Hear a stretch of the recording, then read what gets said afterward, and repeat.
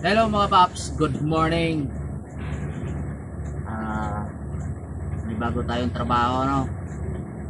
So magandang umaga sa lahat.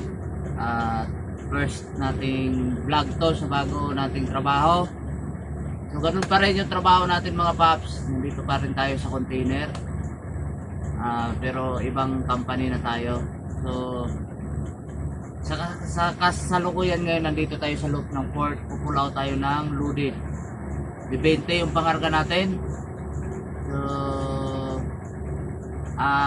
dadalhin ito sa Santa Rosa. So ganito dito mga paps, yung trabaho natin ngayon puro loaded, tapos Santa Rosa lang ang dala. So may Malbar pero bihira. So, puro loaded karga natin, sabay sa uli. Tapos yun, ganun lang, balik-balik lang yung karga natin. Minsan di 40, naman plaza naman dinadala.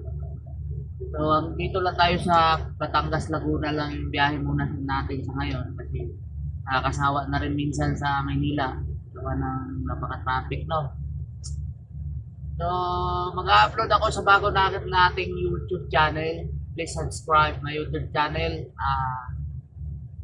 Ano ba pangalan nun? Pinoy Howler, no? Pinoy Howler PH. So, papabong pa rin yung ano natin, pero Pinoy Howler lang yung pangalan ng YouTube natin.